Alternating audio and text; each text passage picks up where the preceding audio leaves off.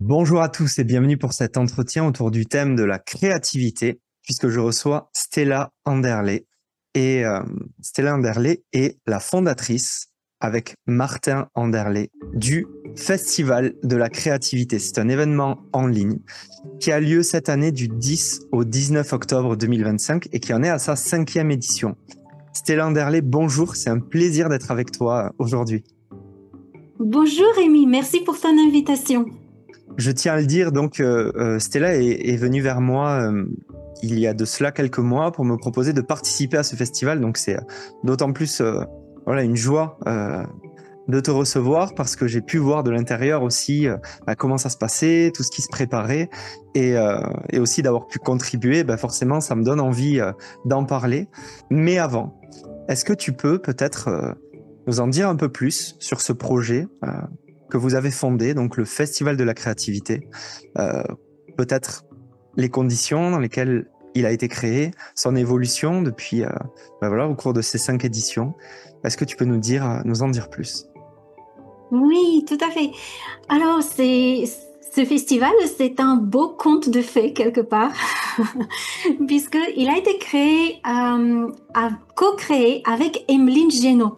Donc, Martine et moi, nous sommes cofondateurs de ce festival avec notre amie Emeline Génaud, qui a été l'organisatrice, la fondatrice de deux autres sommets, les sommets de l'éducation.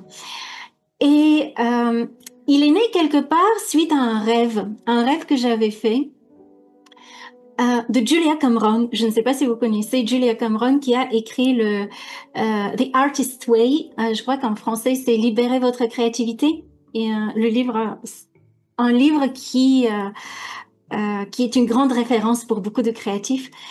Et une nuit, j'ai fait un rêve. J'avais déjà quelque part en tête, et si on organisait un festival de la créativité, mais je ne me l'autorisais pas pleinement ce rêve. Et j'avais beaucoup de doutes et c'était souvent repoussé. Et j'ai fait un rêve de cette personne, de cette autrice, euh, qui me disait, qui m'apparaissait et me disait, je serai à ton festival. Juste ça. Et, euh, et je me suis réveillée avec un sursaut d'un coup et je me suis dit, waouh, c'était tellement réel. Et je me suis dit, ben ça veut dire quelque chose pour moi. Ça veut dire il faut que je me mette en action. Il faut pas que ça reste juste une pensée, un projet rejeté, refoulé. Et que peut-être que je marche vers vers la concrétisation de cette idée. Et à ce moment-là, j'ai contacté Emeline Génaud. J'étais avant intervenante dans son sommeil de l'éducation, juste l'édition qui était peut-être 2, 3 mois avant mon rêve. Et je me suis dit, mais tiens, si je proposais à Emeline de co-créer ce festival ensemble. Et Emeline, elle avait déjà de l'expérience dans la création de ce type d'événement. Et nous avons co-créé ce festival. Elle était très enthousiaste et c'était vraiment 2 belles années parce qu'on a co-créé les 2 premières et co-organisé les 2 premières éditions du festival ensemble. Vraiment 2 belles années d'échange, de créativité, d'amitié aussi. Et Emeline, elle est toujours aussi intervenante dans notre festival. Elle est partie sur d'autres horizons, d'autres projets.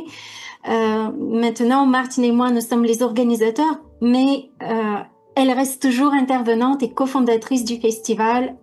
N'hésitez pas aussi à découvrir son intervention pendant cette nouvelle édition autour des séclutins, Blanche Créativité, comment c'était, Blanche Page et les séclutins de la créativité. Et alors pour nous, c'était à partir de ce moment-là, c'était vraiment une grande aventure. C'est déjà la 5e édition. La première édition, c'était sur la créativité pour tous. Vraiment la créativité dans différents milieux, aussi bien pour les parents, pour les enseignants, pour les art-thérapeutes, pour les créatifs en médiation artistique dans les musées, pour ceux qui travaillent aussi auprès des personnes en situation de handicap. Il y avait vraiment une palette très vaste pour aborder la créativité pour tous. Ça, c'est la première édition, le premier coffret du festival aussi. La deuxième édition, c'était sur nature et sagesse ancestrale. La troisième édition sur nature et couleurs. La quatrième, celle de l'année dernière, sur la magie du jeu et la formation en ludocréativité.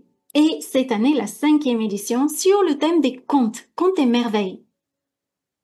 Et on va avoir l'occasion de parler justement de ce sujet, ce thème du conte qui, pour le coup, qui est riche en possibilités créatives. Donc, Festival de la créativité. Donc là, j'apprends, je ne le savais pas, donc finalement, 3 fondateurs et fondatrices qui sont à la base de ce beau projet. La créativité, donc c'est un sujet qui est évidemment très vaste. Hein. Quand on parle de créativité, ça peut aussi inclure des domaines technologiques, des domaines, je sais pas, même politiques. En fait, finalement, c'est une notion qui est transversale. Et j'apprécie beaucoup cette ouverture puisque on sent qu'il y a une teinte artistique dans votre vocation peut-être initiale, mais pas seulement. On voit qu'il y a vraiment une ouverture sur des dimensions comme la dimension sociale, la dimension du mieux-être, une forme aussi peut-être de cheminement personnel dans le sens quête initiatique, peut-être spirituel. En tout cas, on sent qu'il y a une vraie ouverture pour déployer la créativité dans des domaines qui font du bien et qui permettent de se réaliser sur le plan personnel. J'avais une question, alors elle va être un peu large, mais bon, la créativité est un sujet large. Pour toi, pourquoi la créativité, c'est aussi fondamental pour l'être humain? Et peut-être, dans un second temps, voilà, depuis l'existence du festival, puis ces années, les retours des participants, qu'est-ce que tu as pu constater comme effet? C'est une très belle question. Et tu sais, je pense que la créativité est tellement infinie qu'on n'arrivera jamais à bout à cette question. On peut toujours se la poser, se la reposer. Il y aura toujours quelque chose des pépites à trouver derrière cette question. Et elle est très en lien avec qu'est-ce que la créativité pour nous, en fait, au final. Et quand j'ai commencé ce festival à la première édition, je me suis dit, tiens, je vais faire une recherche. Qu'est-ce que la créativité? Tu vois, des définitions, pas que la définition de Larousse, hein, mais d'après différentes créatifs. Et c'était une recherche très amusante. Et là, tu vois comment cette notion de créativité peut être très polymorphe et chacun va évoquer une facette de la créativité. Et si tu prends Guilford, il va te dire, bah, ça va être le fait de produire des idées nouvelles en utilisant la pensée divergente, et puis il va mettre en évidence tous ces aspects de fluidité, de flexibilité, d'originalité, d'élaboration de la créativité. Et voilà, ça c'est une approche plutôt, je dirais, psychologique et cognitive. Si tu prends Csikszentmihalyi, il va mettre en évidence l'interaction, enfin, la créativité qui jaillit au moment de l'interaction entre l'individu et un domaine particulier, et puis là, une société, un environnement. Si tu vas plus dans les domaines éducatifs, prenons Gardner avec ses théories des intelligences multiples. Lui, il va mettre en évidence que ça va être une expression singulière d'une intelligence en particulier mise en relation avec plein d'autres types d'intelligence. Ainsi de suite, tu vois, j'aime beaucoup aussi Carl Rogers parce que lui, il va mettre en évidence plus dans le domaine philosophique ce climat de sécurité intérieure qui va être important aussi pour la créativité et la liberté psychologique pour pouvoir créer, qui va à l'encontre de quelques stéréotypes que la créativité, c'est forcément lié à la souffrance et qu'on doit souffrir pour produire, pour être créatif. Donc, c'est tout l'inverse. Et si tu vas avec Julia Cameron, ça va être un lien avec la source. C'est une façon de se relier à une source de vie, à quelque chose qui nous dépasse, une dimension beaucoup plus spirituelle. Einstein va dire que c'est l'intelligence qui s'amuse. Et là, je me suis dit, bon, pour moi, alors, on peut donner plein de définitions à la créativité. Il y a quelque chose qui me passe par la tête, c'est le livre de Philippe Brasseur, Manuel de pensée géniale. Je ne sais pas si tu connais ce livre-là. C'est très amusant parce que c'est quelque part s'entraîner à être créatif à la manière de Einstein, à la manière de Alexander Fleming, à la manière de Léonard de Vinci, etc. Et là, on voit vraiment une palette de créativité qui est infinie. Et je me dis, ben, oui, si on donne une définition à la créativité, on l'enferme quelque part dans quelque chose de fini. Et je pense qu'il y a des approches, des définitions qui vont à l'infini. Et il faut que ça reste comme ça. Aujourd'hui, si je dois définir la créativité pour moi, je peux donner une définition différente jour par jour. Et qu'est-ce que cette créativité peut m'apporter aujourd'hui? Je proposerais de jouer. Voilà. Jouons. Et là, j'ai une petite banque d'images là en face de moi. Tu sais, j'aime beaucoup prédécouper des images pour mes ateliers créatifs ou pour ma pratique créative. Et ce que je vous propose, c'est que je vais tirer une image au hasard et on va voir qu'est-ce que nous dit cette image sur la créativité et sur ce qu'elle peut nous apporter ou ce que le festival de la créativité peut nous apporter. Alors, vous êtes Génial. prêts? Allez, je tire. Ah, je ne sais pas si tu la vois. Ok, c'est ça qui est venu. Ce sont des tasses. Des tasses vides. Je les vois. Tu la vois? Sinon, je ferai une photo pour Ah, te l'envoyer. intéressant. Qu'est-ce que tu peux dire de cet alignement de tasses vides? Il y a forcément des choses qui me viennent aussi, mais je suis très curieux de savoir ce que tu peux en dire à partir de cette image. Mais tu vois, ces tasses vides, pour moi, ils me parlent quand on parle de la créativité, souvent, on l'aborde du côté production, du côté de la productivité, de l'efficacité. Il faut qu'il y ait de la production, je vois, la créativité. Il y a même Richard Florida qui voit la créativité comme une source économique majeure, tu vois, comme le moteur de nos sociétés modernes.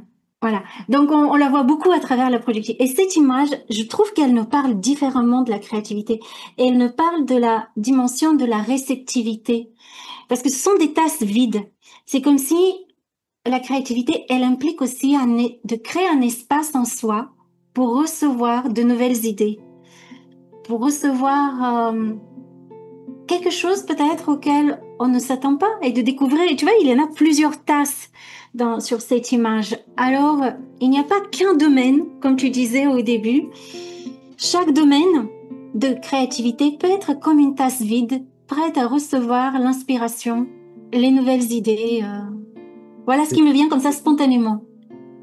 Le côté réceptivité de la créativité. Et toi? C'est une très belle interprétation, plusieurs belles interprétations, très créatives en l'occurrence, on peut pas dire le contraire. J'aurais été assez d'accord avec la dernière proposition au regard de ce que tu as pu déployer comme réponse en expliquant bien à quel point la créativité, c'est plusieurs définitions, plusieurs contextes, plusieurs manières d'être explorée, plusieurs angles de vue aussi pour constater une même manifestation créative. Donc pour moi, ces tasses, ça serait évidemment toutes ces zones prêtes à être remplies et qui indiquent bien le caractère transversal en fait de la créativité. Mais c'est très intéressant aussi de voir ces tasses, comme tu le décris, comme peut-être un contre-pied. Et tu as cité Csikszentmihalyi que j'ai beaucoup lu ces derniers temps et qui parle bien de deux types de créativité, quoi. Une créativité objective qui serait celle qui est vraiment un apport d'une nouveauté significative dans un milieu. Bon voilà, le jour où on a construit une fusée et qu'il n'y en avait jamais eu, oui, c'est un événement nouveau.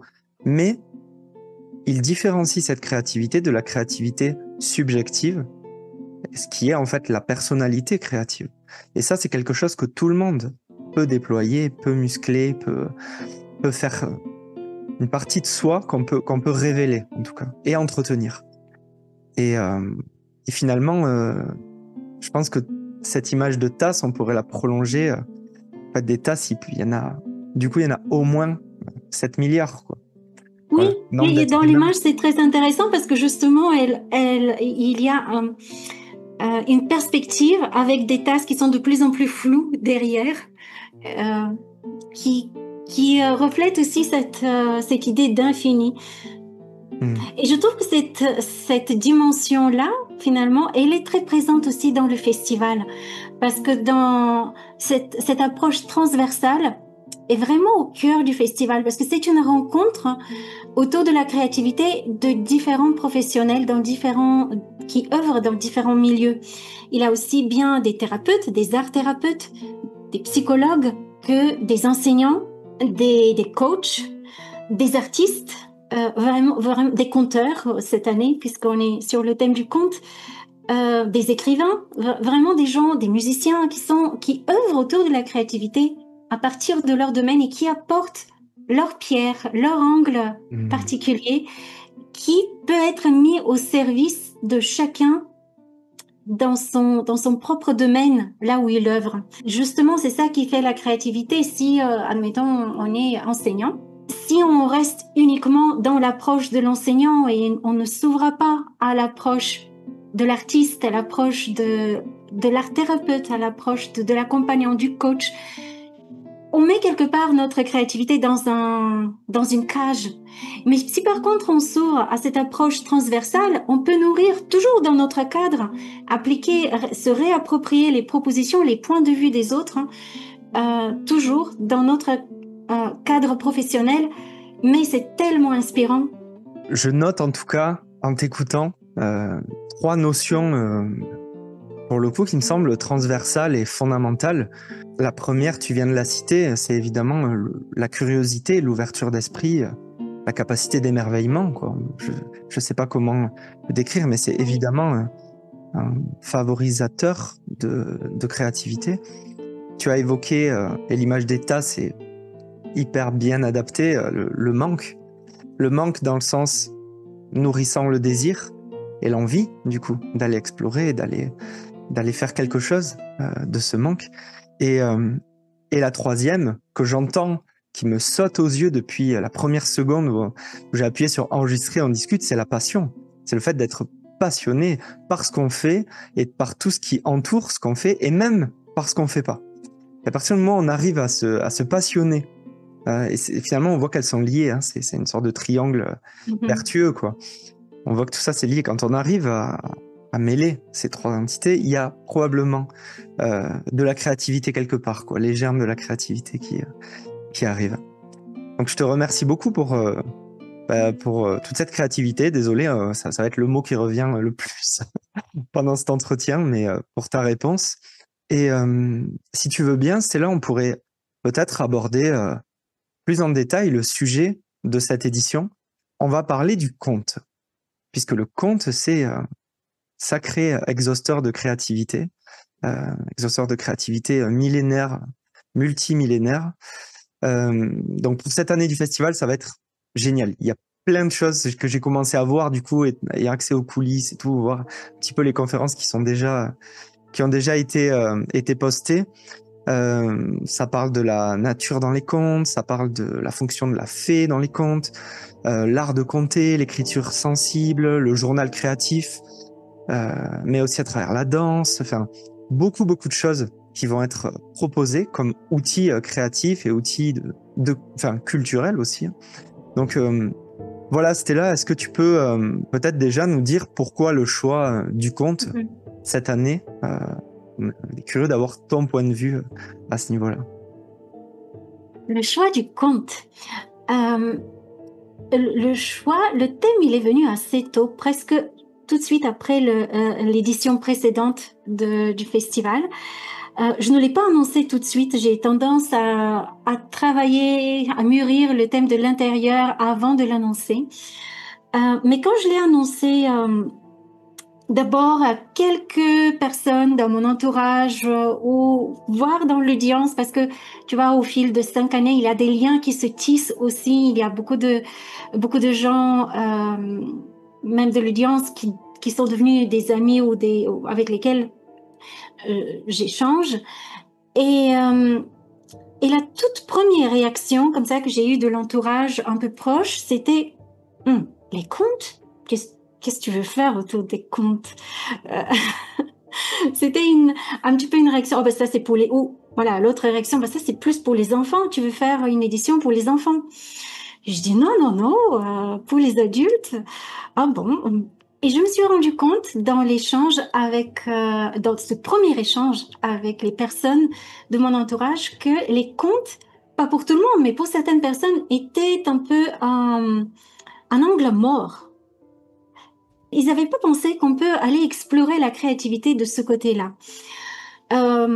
Pourtant, pour d'autres, c'était évident, mais c'est souvent des personnes qui travaillent déjà avec les contes. Mais pour beaucoup de gens, quand même, c'était un angle mort. Beaucoup de personnes, je me suis rendu compte, sont restées aussi à la compréhension enfantine des contes.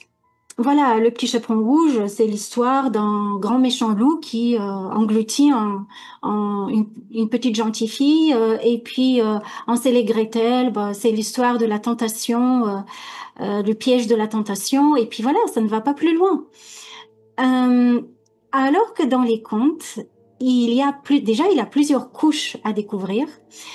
Il y a une richesse de sens qui est énorme, une profondeur qui est énorme. Pour beaucoup de personnes, ils avaient aussi une image des contes. Oh, c'est toujours l'histoire d'un roi, c'est parce qu'ils ont été créés dans un contexte royaliste à l'époque des rois. En tout cas pour les contes européens de Grimm ou de Perrault. Et donc, ils associent ça à, voilà, un contexte particulier, social, très, très précis. Et puis, il y a aussi une représentation des femmes. On ne veut plus cette représentation des femmes. On veut donner une autre image. C'est toujours le prince qui cherche sa princesse. Et puis, voilà, quoi. Et beaucoup de personnes sont restées à cette compréhension des contes premières. Alors qu'il s'agit de toute autre chose. Bien sûr, le prince et la princesse, c'est une métaphore. On a tous des qualités de princesse et on aura toujours jusqu'à la fin de notre vie des qualités de princesse à délivrer, à réveiller, à secourir, à épouser nous-mêmes, qu'on soit homme ou femme. Et la fonction roi, ce n'est pas le roi dans les contes, il ne s'agit pas d'un personnage roi, il s'agit d'une fonction qui est extrêmement importante à intégrer en soi, une fonction de discernement, de savoir prendre une direction, de clairvision, de souveraineté intérieure. Sans cette fonction ou avec une fonction défaillante, avec une fonction roi défaillante en nous, comment on peut réaliser un projet, quel qu'il soit. Et les contes nous montrent tout ça. Ce sont des miroirs. Tu vois, les contes nous montrent qu'est-ce qui se passe quand le roi est absent, quand la fonction roi est défaillante. C'est encore une fois une fonction, ce n'est pas un personnage. Si on prend Le Petit Chaperon Rouge, il n'y a pas de roi dans le conte. Mais la fonction roi, elle est présente en quelque sorte, elle est défaillante. Elle est représentée par la mère. Je fais une petite parenthèse. Tu vois, cette mère le roi, c'est celui qui missionne.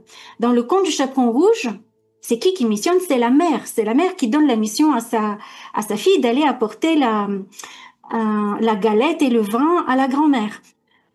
Mais on voit bien que à quel point cette fonction est défaillante, parce que quand la mère donne les conseils à sa fille, les recommandations, ne t'écarte pas du chemin, sois bien sage, ne renverse pas la bouteille pour ne pas casser la bouteille, et puis quand tu vas dans la maison de ta grand-mère, dis bien bonjour. Voilà, et elle lui donne plein de conseils, sauf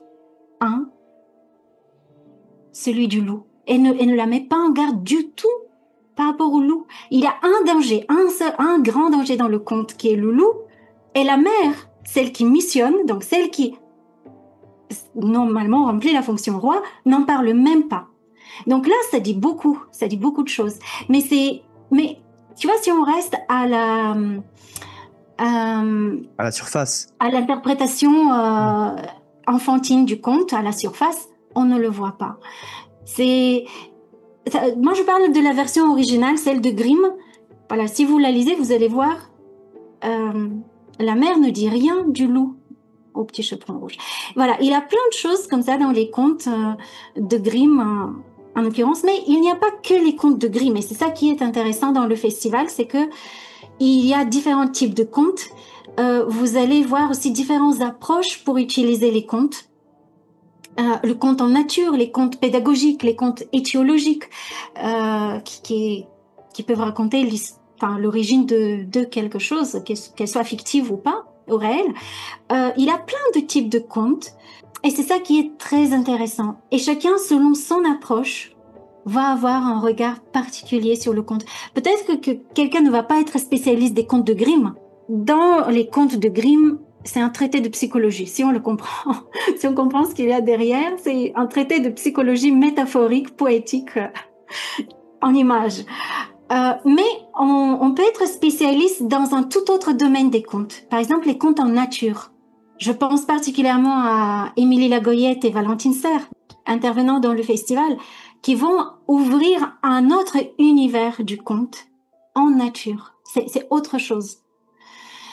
Et ou toi, avec ton intervention sur les contes en milieu scolaire, qui est le conte interactif, le conte qu'on va vivre de son corps, avec ses émotions, avec tout son être, et qu'on va créer, que les élèves vont créer eux-mêmes.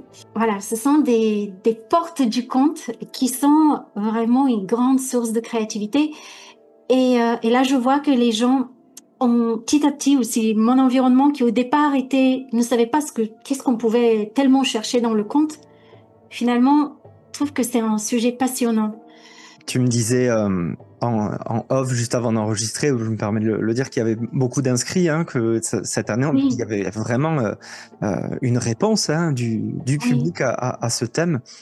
Et en t'écoutant, on ne peut qu'être de ton avis sur la portée véritable, j'ai envie de dire, et cachée peut-être du conte comme outil de transmission qui a pas dépassé les âges, les époques, les civilisations pour rien.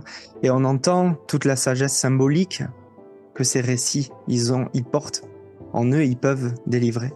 Je note aussi évidemment les archétypes que tu cites, sans référer forcément à Jung, mais la notion d'archétype. Hein. Effectivement, chaque personnage n'est pas qu'un personnage, c'est tout ce qu'il émane et les interactions qu'il a avec les autres archétypes qui peuvent donner des informations sur des plans très intimes, ça, psychologique, initiatique. Après, on choisit aussi comment on les voit, mais il y a plusieurs strates. Non, tout à fait. Et tu vois, tu soulèves un point très intéressant, qui est très intéressant aussi en art-thérapie, mais pas que en art-thérapie. Cette approche jungienne des contes, Jung a beaucoup travaillé sur les contes. Il y a d'autres, dans le festival, vous allez voir plein de références aussi à plein d'approches différentes psychanalytiques. Bettelheim a beaucoup travaillé sur les contes, Jung bien sûr, Marie-Louise von Franz qui s'inspire beaucoup aussi de Jung. Il y a aussi des approches, par exemple l'approche alchimique, des alchimistes qui ont réécrit des contes, des versions qui mettent plus en évidence le processus de transmutation du plomb en or selon leur doctrine. Pardon, Stella, je te coupe. Excuse-moi. J'ai besoin d'avoir la réponse si jamais tu l'as. Est-ce que c'est vrai que la chanson Une souris verte est en vérité une chanson créée par des initiales chimistes pour parler de la transmutation du plomb en or? Est-ce que c'est vrai? Ou de la découverte de la pierre philosophale, paraît-il, apparemment, puisque la couleur verte, c'est lié à la vérité et l'ouverture en alchimie, et le fait de la tremper dans l'huile, dans l'eau, etc. C'est une chanson qui n'a aucun sens quand on l'écoute comme ça, mais il semble ça aurait pu être, et beaucoup le disent, en vérité un récit alchimiste. Déguisé, mais suffisamment bien écrit pour que ça puisse traverser les âges et que la vérité puisse perdurer comme ça. Bon, pardon, c'était une parenthèse, je t'ai complètement coupé, mais si un jour aussi vous avez la réponse, écrivez-la en commentaire, s'il vous plaît, parce que j'ai vraiment envie de savoir si c'est vrai ou pas. Oui, puis ce qui est intéressant, c'est vraiment de la mettre en rapport avec les étapes, tu vois, les œuvres alchimiques. Tu vois, dans certains contes, par exemple Blanche-Neige qui a une version vraiment une version alchimique qui n'est pas la version originale de Grimm, hein, qui est une réécriture alchimique quelque part du conte, mais ils mettent bien en évidence tu vois, chaque étape de l'œuvre alchimique, l'œuvre noire, l'œuvre blanche, l'œuvre rouge, avec les 7 nains, 7 gnomes, tu vois, comme la gnose, euh, qui, euh, qui représente les 7 métaux aussi. Voilà, il peut y avoir des lectures très intéressantes.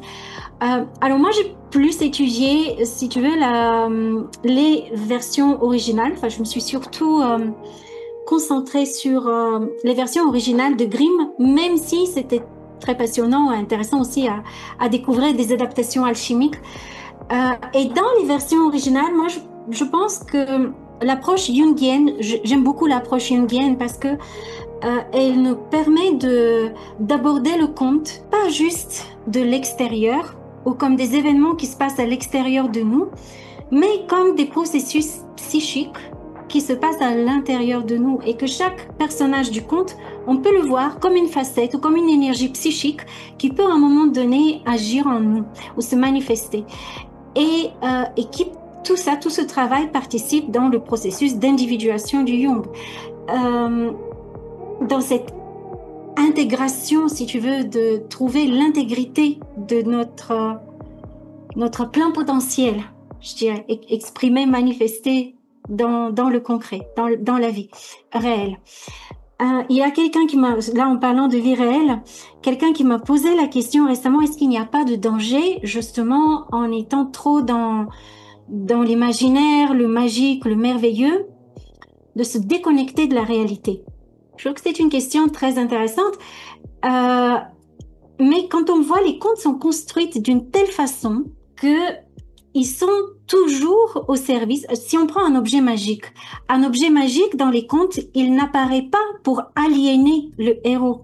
Il apparaît comme un intermédiaire, comme une aide pour qu'il puisse, comme un messager, comme un symbole, quelque chose qui va l'aider à réaliser sa quête. Et c'est toute la fonction des contes, en fait. Leur but n'est pas de nous aliéner de la réalité, c'est au contraire de nous connecter à une réalité intérieure qui va nous ancrer même encore plus dans notre réalité, qui va nous aider à surmonter les obstacles de notre réalité.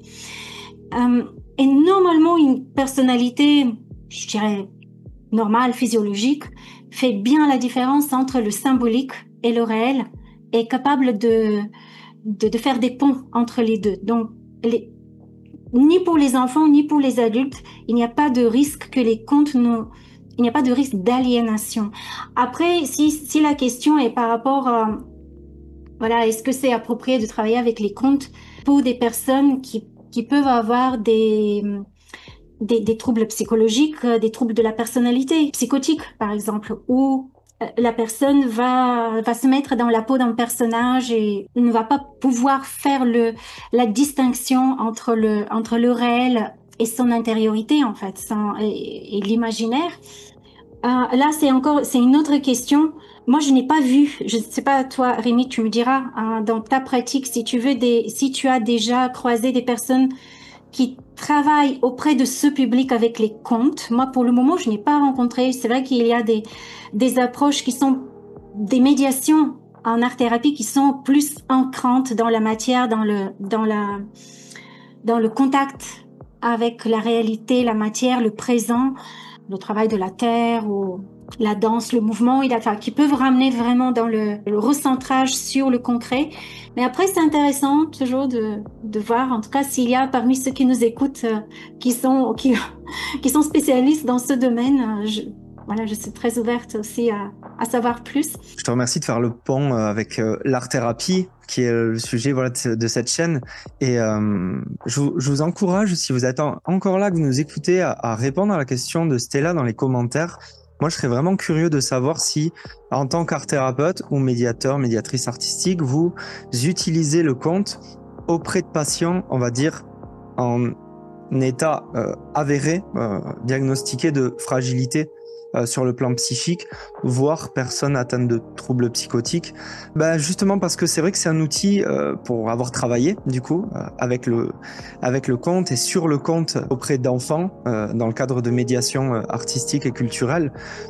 mais aussi, du coup, en approfondissant le sujet pour la conférence de ce festival, je réalise à quel point c'est un outil qui est puissant et ça se voit même, j'en parle dans la conférence à un moment, pour les enfants les plus petits, il y a vraiment des moments où il faut, une fois que le conte est vécu comme une aventure dans les conditions qui ont été imaginées au préalable, il y a toujours ce moment où il faut, et c'est très important, rassurer l'enfant. Voilà, même s'il y a un déguisement, vraiment se montrer en disant ne t'inquiète pas, les dragons, ça n'existe que dans les contes, on est en train de jouer, et vraiment de jouer. Et même si jouer, tu l'as dit un peu plus tôt, c'est quelque chose qu'il faut être capable de faire avec sérieux pour le faire bien, mais ça reste un jeu. Et ce travail de réassurance, parce qu'on voit à quel point ça peut être puissant, voire même un peu envahissant pour les enfants. Les moments d'affrontement, les moments censés évoquer de la peur, ou même des émotions positives comme de la victoire, ça peut être, on sent il y a quelque chose d'envahissant parce que on incarne un personnage, on est au service d'une quête qui nous dépasse. Enfin voilà, je pense qu'il y a une précaution dans tous les cas à avoir. Et de toute façon, quel que soit l'art sélectionné quand il s'agit d'art-thérapie, quel que soit le médium, c'est toujours une histoire de cadre. C'est toujours une histoire de fonction, toujours une histoire de relation transférentielle aussi entre le thérapeute et la personne prise en charge. Et c'est pour ça que c'est le rôle du professionnel et de redoubler de vigilance justement pour éviter des effets qui pourraient être délétères au sujet d'une pratique. Donc, il y a toujours une forme d'évaluation quand même à avoir sur à quel point on s'engage aussi et comment on s'engage dans l'espace créatif. Oui. Je sais pas si ça répond à la question, mais en tout cas, voilà, je maintiens. Le conte, c'est très puissant et je serais très curieux de savoir s'il y a des personnes qui suivent cette chaîne et qui utilisent le conte dans leur médiation. Peut-être, si tu es d'accord, Stella, on pourrait tout simplement clôturer ce petit entretien en indiquant bien que le Festival de la créativité, c'est du 10 au 19 octobre 2025 et que pendant cette période-là, c'est gratuit. Vous vous inscrivez, vous venez, vous bénéficiez de toutes les conférences. Si j'ai bien compris, il y a vraiment rien qui n'est pas accessible au niveau des rencontres avec chaque intervenant pendant cette période-là. Et la dernière petite chose que je voudrais dire, alors Stella, je vais te laisser le développer si je suis imprécis, mais en fait, ce festival-là, donc avant le festival et après, vous pouvez vous le procurer entièrement sous une formule du coup payante.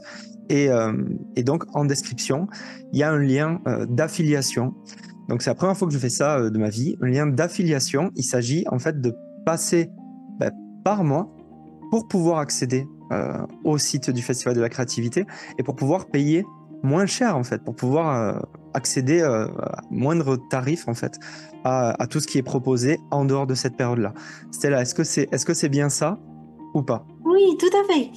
Le festival, il est entièrement gratuit, comme tu l'as dit, Rémi. Je tiens à insister parce que souvent, quelquefois, je reçois des questions, mais est-ce que c'est vraiment gratuit? Parce que les personnes, quand ils voient toute la richesse qui est proposée, ont du mal à croire que ces 10 journées sont entièrement offertes du 10 au 19 octobre. Il suffit juste de s'inscrire pour recevoir les liens d'accès et le programme pour chaque jour.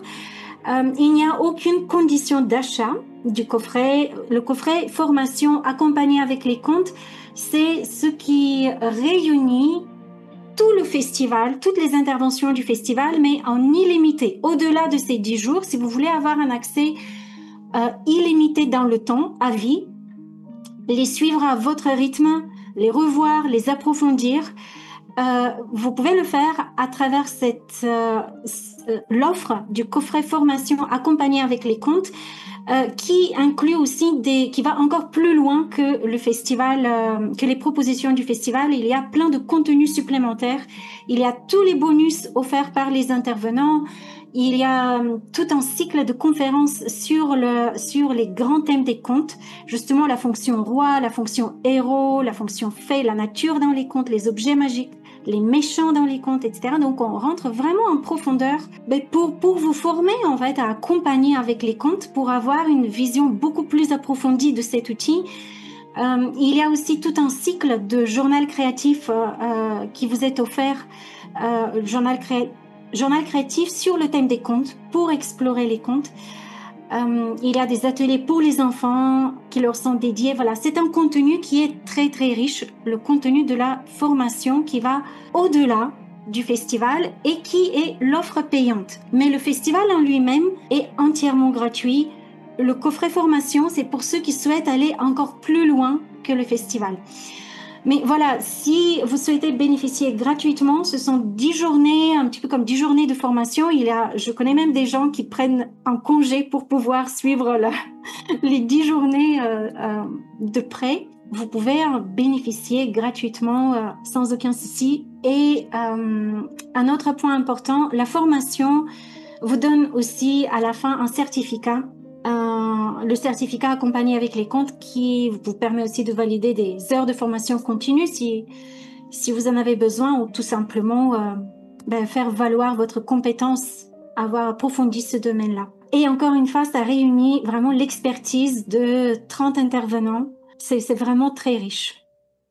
Bon, j'aurais peut-être dû commencer par ça. C'est qu'en fait, c'est pas qu'un festival, c'est aussi un moyen de se former. Que vous soyez art-thérapeute, voilà, lié à la médiation, tous les métiers en fait transversaux qui peuvent inclure le conte pour l'utiliser désormais dans mes médiations. Je peux vous dire à quel point c'est un outil extraordinaire auquel on doit au minimum accorder un peu de curiosité. Donc merci beaucoup Stella pour cet entretien passionné et passionnant.